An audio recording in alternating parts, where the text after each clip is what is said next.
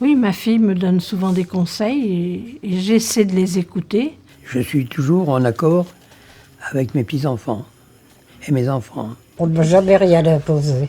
Je pense que ça vaut mieux. Décider pour ses parents, à la place de ses parents. Comment rester dans son rôle d'enfant quand le parent est en perte d'autonomie?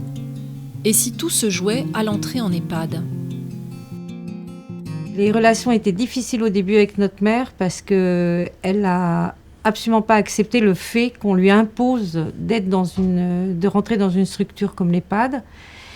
Et on a été obligé de la forcer, au fond, à venir.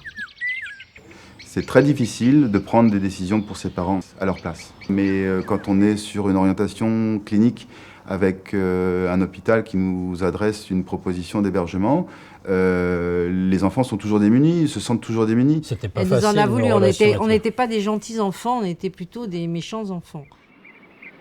Il est important quand une personne âgée rentre en EHPAD que ça soit sa décision, qu'on ait un minimum de consentement de la personne qui rentre. Regarde tous les oiseaux qu'il peut y avoir là-bas.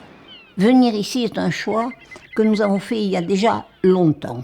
Cette décision, personne ne nous a forcé à la prendre. On avait voulu venir, on n'a pas eu de problème.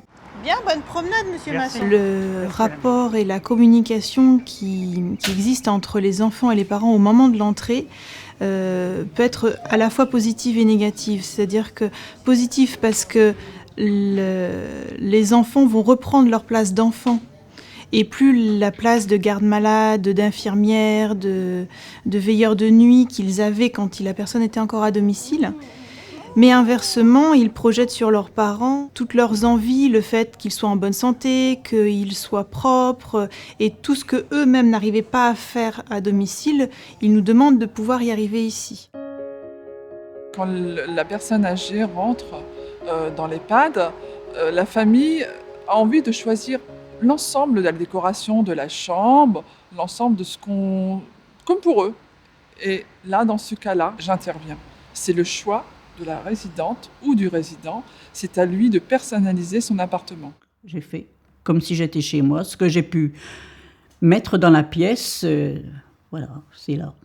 Si les enfants doivent lâcher prise pour respecter le libre arbitre de leurs parents, quel type de rôle peuvent-ils encore trouver auprès d'eux?